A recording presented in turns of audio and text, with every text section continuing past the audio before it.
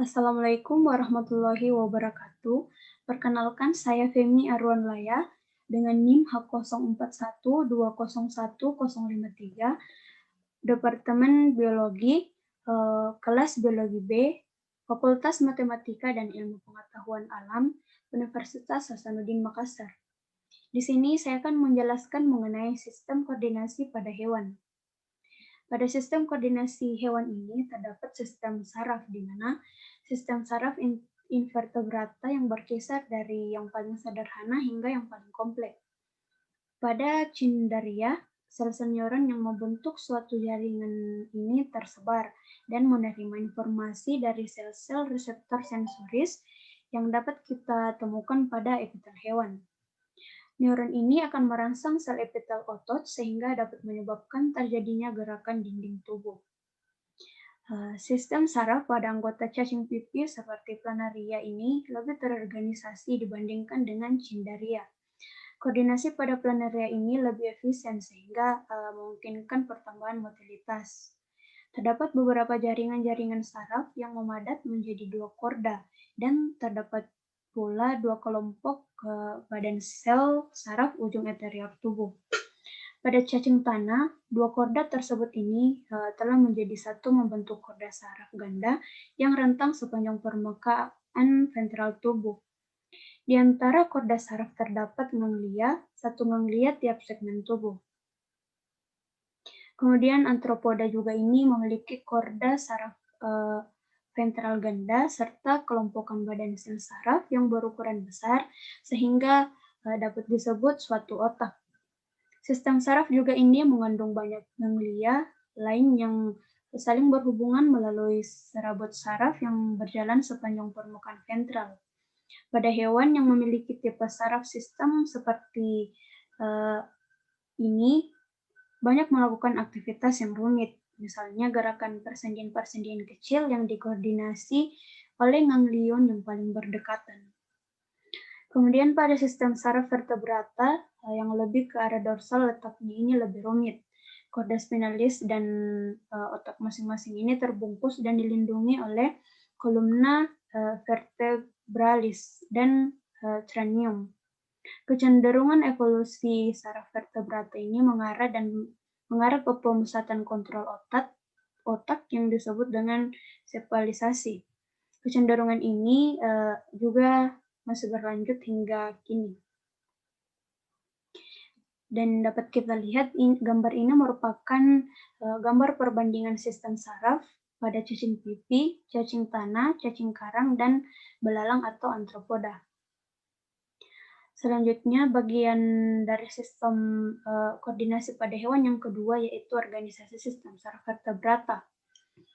Pada sistem saraf vertebrata ini dibagi menjadi beberapa subbagian yang didasarkan atas perbedaan anatomi, fisiologi, serta fungsinya. Di sini dapat kita lihat sistem saraf dibagi menjadi dua bagian, yaitu perifer dan sistem saraf pusat. Kemudian di sini perifer dibagi lagi menjadi dua bagian, yaitu sensoris dan motoris. Kemudian motoris juga dibagi menjadi dua bagian, yaitu somatik atau ke otot seklet dan otonom ke otot polos, otot jantung dan kelenjar. Kemudian otonom ke otot polos dan otot jantung dan kelenjar ini dibagi juga menjadi dua bagian, yaitu simpatik dan parasimpatik. Yang pertama yaitu sistem saraf pusat. Pada sistem saraf pusat ini terdiri dari otak dan korda spinalis yang terbentuk hubungan antara otak dan bagian tubuh lainnya. Di sini pada otak ini terdapat tiga bagian, yaitu cerebrum atau otak kecil yang terdiri dari beberapa lobus sesuai dengan letak tulang yang berada di atasnya, yaitu lobus frontalis, lobus pariettalis, lobus temporalis, lobus occipitalis, serta lobus piriformis yang terletak di ventral. Kemudian terdapat pula cerebrum cerebellum atau otak besar yang terletak pada medula oblongata yang berbentuk oval yang terdiri atas vermis, dua hemispherium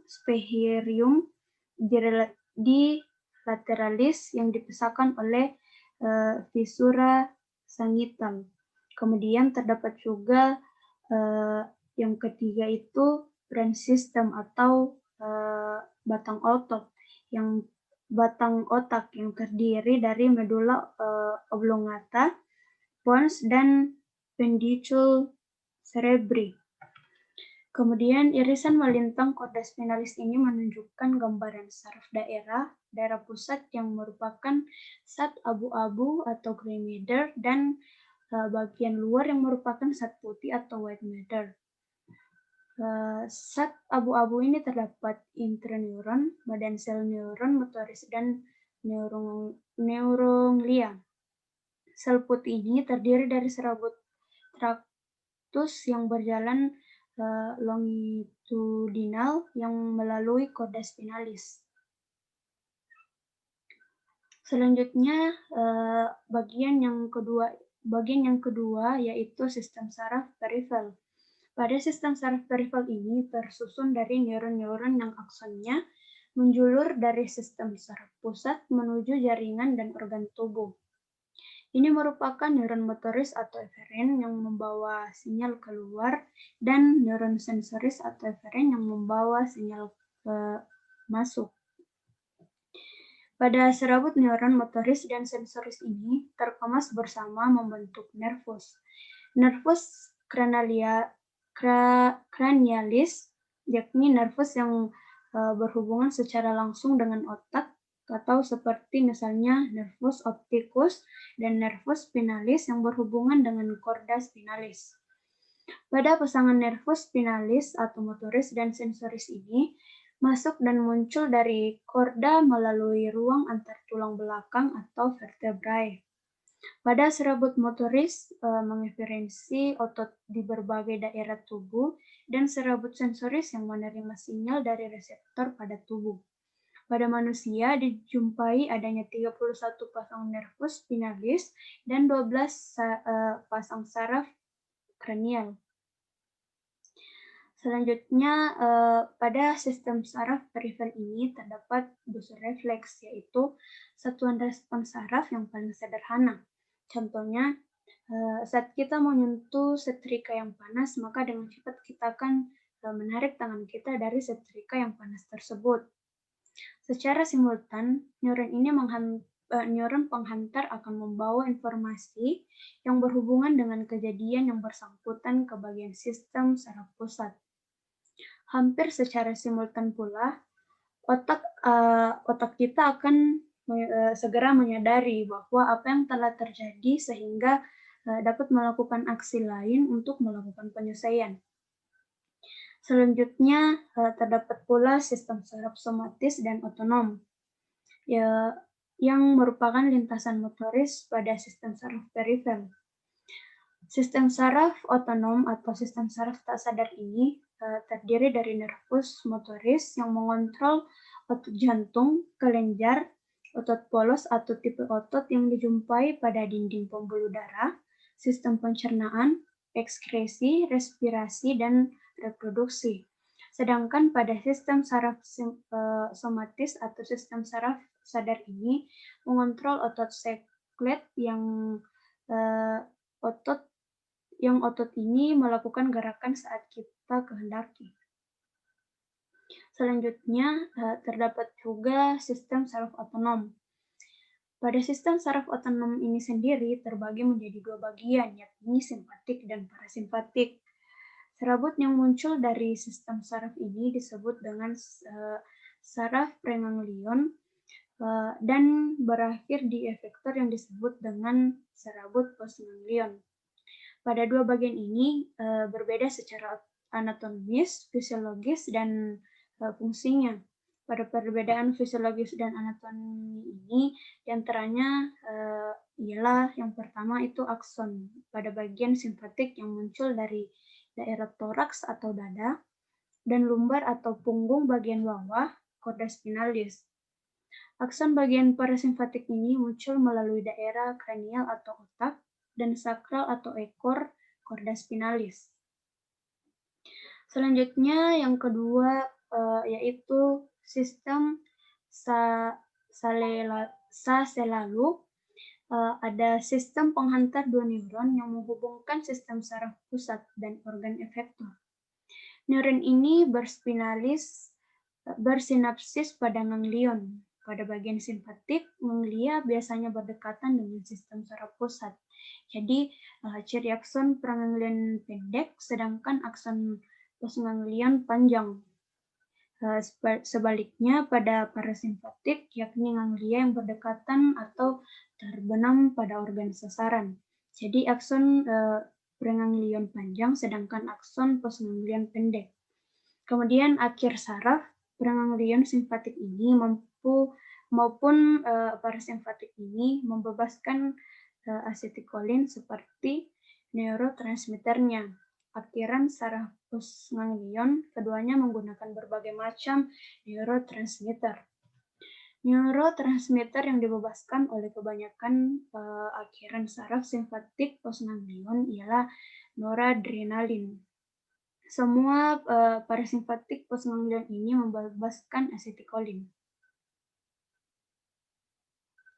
Selanjutnya, bagian yang ketiga dari sistem koordinasi pada hewan yaitu impuls saraf.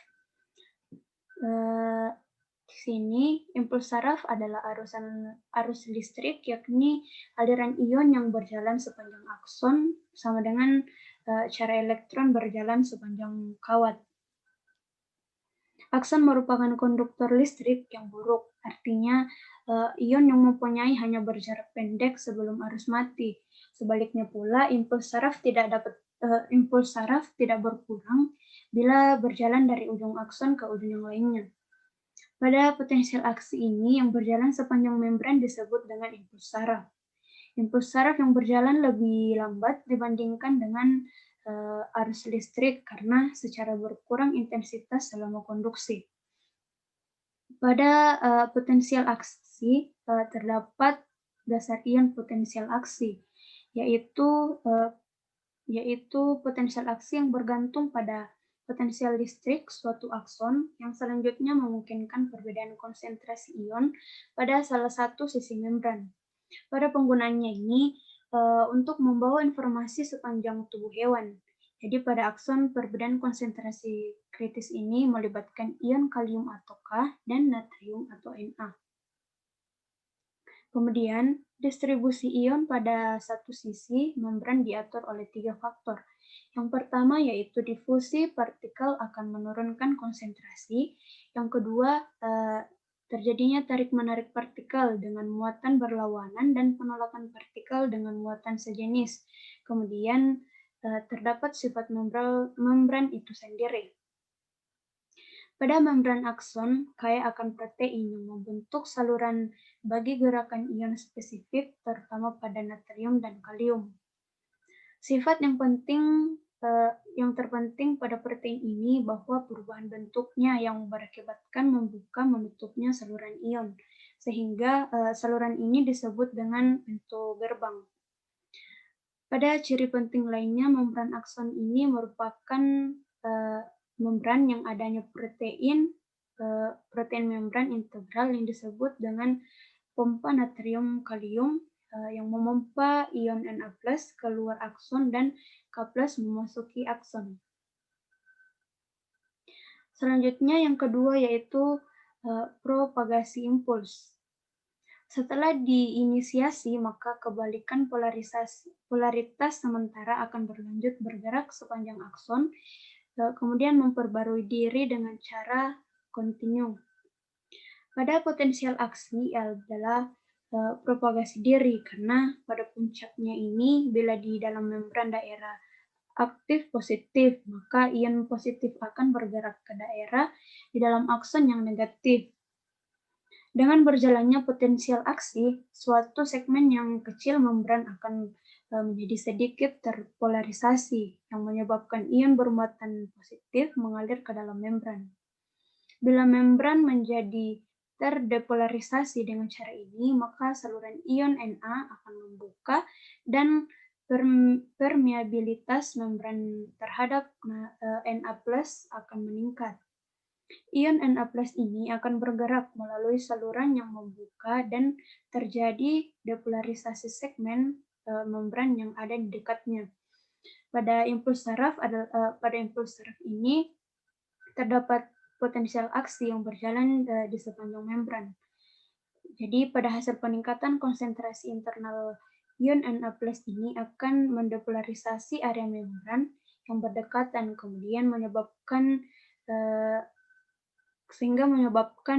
membukanya saluran ion Na+, sehingga memungkinkan terjadi proses yang terulang atau terjadi proses berulang.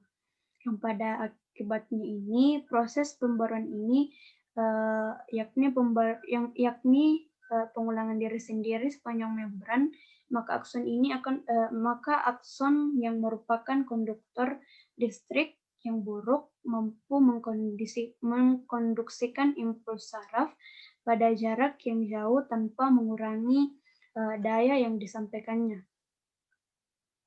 Selanjutnya yang ketiga yaitu perang selubung myelin. Akson panjang umumnya ini terbungkus dengan selubung myelin yang dibentuk oleh sel-sel glia. Selubung ini diinterupsi dengan interval yang teratur oleh suatu lubang dan nodus. Hanya pada nodus inilah yang dimungkinkan terjadi pergerakan ion Na+ dan K+ ke dalam dan keluar dari akson. Sehingga dengan demikian pada serabut-serabut yang bermyelin yang ada pada sejumlah besaran serabut saraf vertebrata ini, impuls akan melompat dari satu nodus ke nodus yang lain dan bukan berjalan secara kontinu sepanjang membran. Dan konduksi dengan cara salto ini juga sangat meningkatkan kecepatan. Selanjutnya yang keempat yaitu sinapsis. Sinyal yang berjalan dari satu neuron ke neuron yang lain ini akan melintasi suatu sambungan yang terspesialisasi yang disebut dengan sinapsis yang sifatnya dapat berupa listrik maupun kimia. Pada sifat listrik, ion akan berjalan melalui Krebs junction yang menghubungkan membran sel dengan neuron di dekatnya, dan impuls saraf akan bergerak secara langsung dari satu neuron ke neuron yang lain. Sedangkan pada sinapsis kimia yang menyusun mayoritas hubungan antara neuron pada sistem saraf mamalia, dua neuron tidak akan pernah bersentuhan atau tidak akan bersentuhan. Kemudian terdapat ruangan sekitar 20 nanometer yang disebut dengan celah sinapsis yang memisahkan antara sel yang menghantar informasi atau sel presinapsis dengan sel yang menerima informasi atau sel postsinapsis. Sehingga yang terakhir ialah neurotransmitter. Ada beberapa macam substansi kimia yang berfungsi sebagai neurotransmitter. Seperti yang telah kita ketahui bahwa neurotransmitter yang utama pada sistem saraf perifer ini ialah asetilkolin dan noradrenalin. Asetilkolin ini dapat dijumpai dalam otak, walaupun relatif hanya pada beberapa sinapsis. Sedangkan pada noradrenalin merupakan neurotransmitter yang utamanya pada beberapa sinapsis dalam hipotalamus ini terdapat beberapa daerah spesifik otak. Kemudian banyak neurotransmitter lain yang dapat dijumpai dalam sistem saraf pusat, diantaranya ialah dopamin dan serotonin.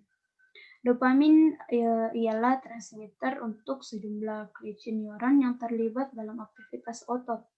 Penyakit Parkinson yang ditandai dengan tremor dan lemah otot ini berhubungan dengan berkurangnya jumlah neuron penghasil dopamin. Sehingga dengan demikian berkurang pula kadar dopamin pada daerah tertentu pada otak. Jadi itulah yang dapat saya sampaikan mengenai sistem koordinasi pada hewan. Kurang dan lebihnya mohon dimaafkan. Assalamualaikum warahmatullahi wabarakatuh. Dan salam sejahtera untuk kita semua. Terima kasih.